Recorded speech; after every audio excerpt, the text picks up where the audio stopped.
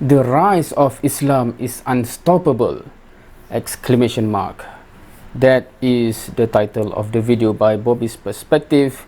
The full title is The Rise of Islam is Unstoppable! Exclamation mark. I said wow a million times! Exclamation mark. So without further ado, let's watch.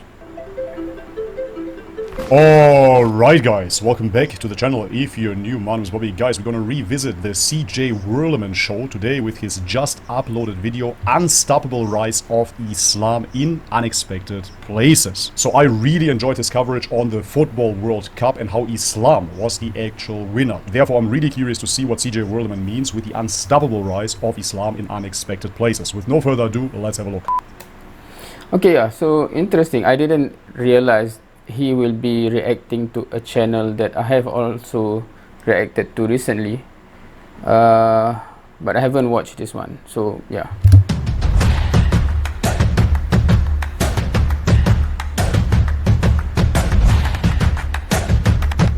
Hello everyone, I'm CJ Whirleman.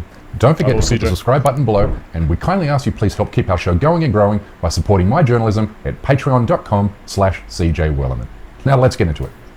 Islam is not only the world's fastest growing religion, having grown... So 70%, what is this percentage of? 32% growth in overall global population. Estimated percent change in population size. So this is the percentage of increment regardless of source, I guess. Right? Because it can be due to reproduction, also conversion. Grown from 1.6 billion followers in 2013 to 2 billion today, but it will also be the world's largest religion by 2050, the year the total Muslim population will exceed 3 billion people. And there's absolutely nothing. It's very interesting. I'm trying to imagine the world and how the narrative will shift once Islam becomes the dominant religion worldwide, because then you cannot say that Islam is a minority. In fact, if it is the world's leading religion, I believe that this could shatter the Western dominance. These guys can do about it. Not him, nor him, and certainly not her. Because Islam is proving to be an unstoppable force. To put into context now, even though we have billions of people, be it Christian, be it Muslim, right? But that is if you look in totality. But if you zoom in into certain region, there are regions where, you know, mostly a Muslim, Christian is very, very small in number. There are regions where Christian, the vast majority, and Muslim is very small in number. There are regions where I'm not sure, vast majority is Hindu, for example, and Muslim is much smaller, right? So even though if you look at scale, you know, zoom out for the entire world, there's a lot of certain group. That doesn't necessarily mean that, you know, in a certain geographical location, those from the group that is having the vast majority of people in the world is not being persecuted, etc., right? Because they might be very minority in that region.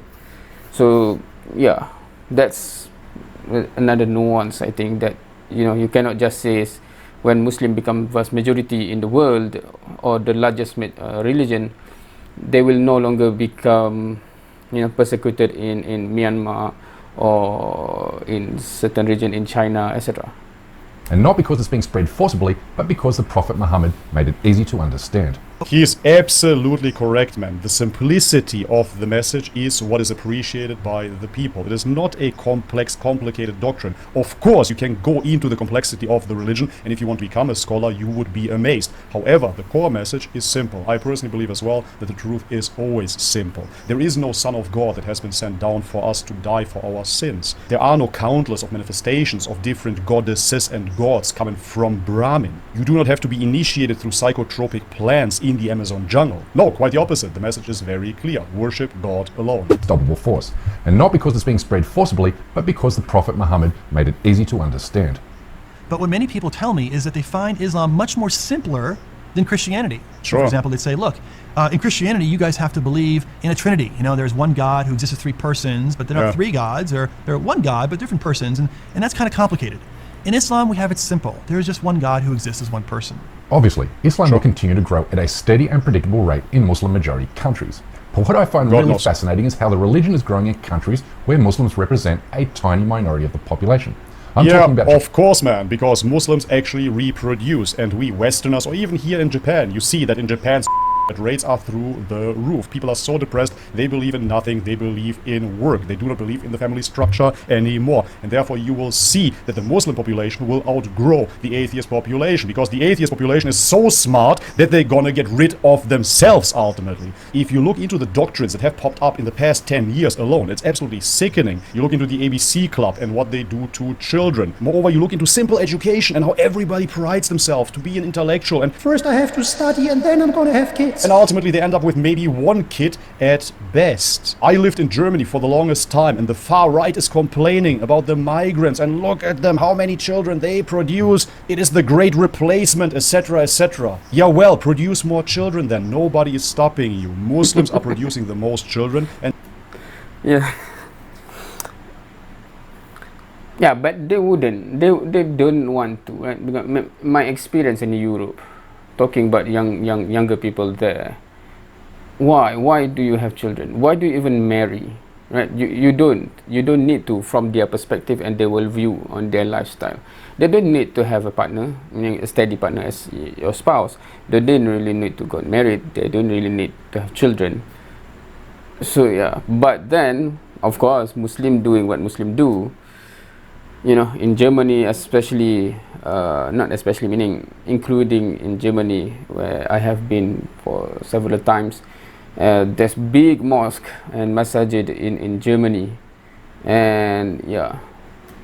and just by that metric alone, they will conquer the world. Simple. Japan, South Korea, Mexico, and many others. Of course. Because what makes these countries captivating case studies is the way in which their respective Muslim populations are growing organically and not by immigration.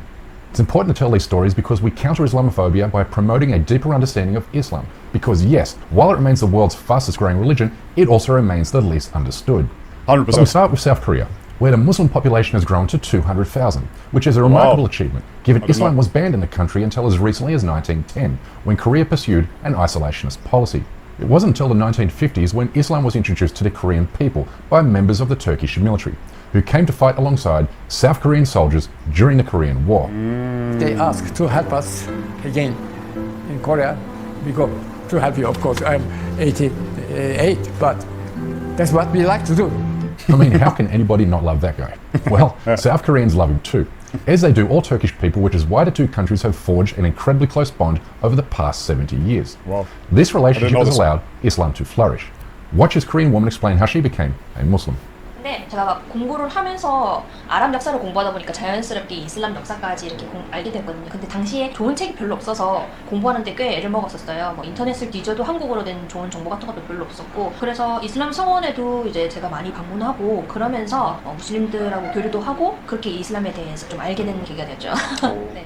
Her story is typical of the Korean Muslim experience. But since converting to Islam in 2007, Bora Song has become somewhat of an Instagram star with more than 180,000 followers, and she uses her social media influence to help Koreans better understand Islam. That's amazing. When Koreans aren't learning Islam from Muslims like Bora Song, they are converting to the religion after working or traveling through the Middle East or nearby Muslim-majority countries, Indonesia and Malaysia. There are many paths to the top of the mountain. Indonesia and Malaysia is of course very relatable. Those are Asian countries, and this was so surprising to me. I was ignorant and arrogant at the same time. Very little to no knowledge whatsoever, but I thought I know it all. I thought I know Islam, I know exactly what it's about without ever opening up the Quran or visiting a mosque. So when I traveled to Southeast Asia, to Malaysia, to Indonesia, and then I saw those Asian Muslims, I was mind blown. At that point I didn't even know that those Asian countries are in fact the majority Muslim population to this very day. I thought it's some Arabs or Turks or whatnot. No, Asians are the #1 Muslim population today. Yeah, of course that is interesting to see how people look from outside. Inside Indonesia, inside Malaysia, most of Malaysia I think, where it's the majority is Muslim, Malay Muslim, and because of that, perhaps just like, you know, some Arab growing up as a Muslim in Muslim family in a Muslim majority country in Arab, thinking that, you know, this is Muslim, and you know, if they are not exposed to other Muslim nations, some Malay thought as such as well, because we have Chinese population in Malaysia that is not mainly not Muslim. Some Muslim are ignorant to the fact that in China, in mainland China, the number of Chinese Muslim there outnumber the number of Malay Muslim in Malaysia, right? So they are vast there, not the majority, but that's just the sheer number. Yeah, anyway, Korean citizens, they are very, how can I say, interested to what understand about Islam. In case of Seoul Central Masjid, we can say maybe every year the number of embraced new Muslim more than 100 persons. Sadly, many Koreans continue to have big misunderstandings about Islam, mostly because local media began linking the religion to terrorism in 2007. The year 23 Korean missionaries were kidnapped by the Taliban, 2 of whom were killed before the South Korean government reached a deal for their release. The saga dominated media headlines for weeks, creating a negative impression about Islam that persists today. 위험하다거나 이런 생각 드세요? 그것도 어떻게 보면은 편견 같은 거긴 한데 이게 계속 저희가 접하는 그 사람들에 대해서 접하는 거는 미디어밖에 없고 항상 뭔가 이렇게 터지고 되게 사건에 대해서만 접하다 보니까 약간의 시선이 안 좋게 가는 건 있는데 그래도 최대한 색안경을 빼고 보려고는. Early this year, Muslim students faced local backlash after building a mosque on campus grounds. Here is a representative of the KNU Muslim students community, and the community is comprised of more or less 150 Muslim students. This place is not some new place for us because we have been praying here from past 7 years, and now after feeling the need for it because the Muslim students are larger in number, so they were not able to pray properly in the previous place, so we started the construction of this place. You can see why anti-Islamophobia activists, including us, must do more to dispel misunderstandings about Islam in Korea. We now turn to South Korea's neighbour to the west, the island nation of Japan, where Islam has experienced this is great exponential growth research, during the past CJ. 20 I have to years. say, man. Amazing In fact, the total Muslim population in the Asian country has doubled in the past decade, from 110,000 in 2010 to 230,000 in 2019, with native Japanese converts accounting for roughly 25% of the Muslim population. This growth is matched by the number of mosques being built across the Japanese archipelago. According to multiple scatter reports throughout the last 2 decades, back in 1970, there were only 2 mosques in Japan. In 2001, the number increased to 24. In 2017, the number was 90. And currently, there are 115 mosques in the country. A direct evidence of exponentially greater growth of Islam in Japan. For sure. What really makes Japan stand out as a host to a minority Muslim population is the near total absence of Islamophobia.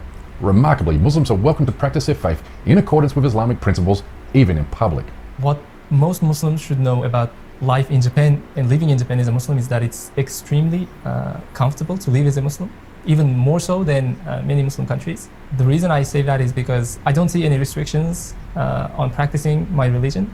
Living in Japan as a Muslim, we have mosques, we have halal food, and there is a large Muslim community, actually, we can hang out with, we can talk to. So I think we feel quite comfortable living in Japan. This is something that reminds me of an Islamic village that I just visited here in Thailand. I'm going to make a separate video on that, guys, so I don't want to spoil it. However, what is so interesting to me is that Muslims keep their tradition. They keep the dress code, they keep everything, their food, etc., etc. In the midst of the Thailand tourist and party scene, those people established their own Islamic town. And you can see the same thing here in Japan. At first glance, you would never believe that this here is in Japan. This is such a great testament to that Islam never changes. Bring back memories. I was in Japan for several months when I was 15, about 15. Back then, number one is way back then. How many? 30 years ago. Number two, perhaps I was in a smaller town, which is Tokushima. So they were quite, obviously it's back then, they are unaware of Islam to begin with, meaning when my sister's wearing hijab, the Japanese ask and they do the sign of the cross, right, of Christian cross. So they assume, because you're wearing like this, and that's the only reference of someone with hijab is, you know, like the nun or something, right? So they ask, are you Christian? And we say no, we are Muslim, but they don't even know what that is. Alhamdulillah, it's growing fast now with a lot of mosques. Back then, in Tokushima, we do not have any mosque.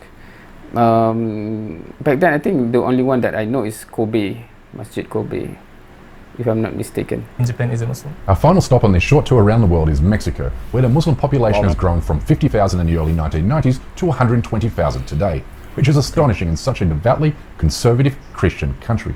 Curious? It is astonishing on the one hand, but on the other hand, Christianity has been brought to Mexico. It has been brought to South America. So before that, they weren't Christians. They were something that the Europeans would classify as pagans. They had their own medicinal healers, etc., etc. So therefore, in our time frame, this seems extremely surprising. But on the other hand, in the long scheme of things, this is a natural development. Even you, CJ, you're from Australia. You know for sure that Australia was very, very different before it got colonized and became a somewhat Christian country. So if we take our distance and look at it objectively, it's not surprising after all. The village of San Cristobal, in the state of Chiapas, has been home to a Muslim majority since a Spanish Muslim missionary visited there in 1994. Lo único que recuerdo fue como este centro que tenemos aquí, estaban sentados en el suelo y estaban cantando algo que yo pues prácticamente no entendía. Y eso fue lo que me llamó la atención. Invité a mi papá, mi mamá, mis tíos, primos, abuelos, gente que conozco de infancia, los llevé. Y afortunadamente pues todos se hicieron musulmanes y ahí es donde empezó a crecer la comunidad. Today, Islam has not only become the fastest growing religion in Mexico, but also the fastest growing among Latin American migrants in the United States. Their values tend to be conservative values. They have a high respect for Jesus, who we say is a prophet in Islam. They have a high respect for the mother of Jesus, for Mary. So there's that kind of connection with the religion and the idea of God and also love for God. Notably, Islam offers Latin Americans a cultural familiarity that stretches back to the Moors in Spain. Latinos soon reconnect with a hidden past. They say, Islam is not really that foreign to us. Islam is us, is part of us. 4,000 words from Spanish come from Arabic. Camisa, pantalón, tomate, ensalada. Muslims in Mexico still face discrimination, however, because of the way in which North American media has linked Islam with terrorism. But to overcome these misconceptions, Latino Muslim organizations have launched a number of initiatives aimed to promoting a better understanding of Islam among the majority Christian population, with groups such as Islam in Spanish coordinating mosque tours and the like, all of which is helping to break down barriers and counter Islamophobia. As you can see, Islam continues to grow rapidly and in unexpected places. All right, guys. And this is it for today's video. CJ knocked it out of the ballpark yet again. Fantastically researched video, absolutely beautifully put together. Extensive material gathered here to show the different cultures that embraced Islam and how the population is growing. After watching this video as a non-Muslim, I'm really not wondering if, but when CJ will finally revert. Alright guys, but this is it. That is interesting. Now, this is 4 months ago. Because he mentioned at the end of the video that as a non-Muslim, right? So this is before Bobby actually officially become a Muslim, right? If I'm not mistaken, I think it's more recent than 4 months. His conversion with his Shahada. Yeah, something come to my mind after seeing this, right? The trajectory is going somewhere, and inshallah over time we will have, more and more Muslim all across the world. I'm not saying that's a bad thing. Of course that's a good thing. I'm just wondering whether in the future people will face what we face in Malaysia, where we have to queue for decades before we it's our turn to go for Hajj in Mecca. Because when my children who is still in school, we get them registered to queue because there's quota how many people can go each year, right? Because the space is limited. It's just how many millions that can be in that place at one time, right? So only a certain number of people can get visa from Malaysia from any other country. But Malaysia and perhaps Indonesia, because we have so large number of Muslim, hence normally the quota is always full and the queue is long. So even for my kids, it's decades, decades before their turns will come up. For me also, it's a long way to come, right? So yeah, for those who are from Muslim from other countries that is still minority Muslim, it's good that you can go now without any restriction, because your quota will never be full, I think, until the number of Muslims there will become huge as well. Anyway, so that's beside the point. It's just something that comes to mind. Anyway, thank you for watching. See you next time.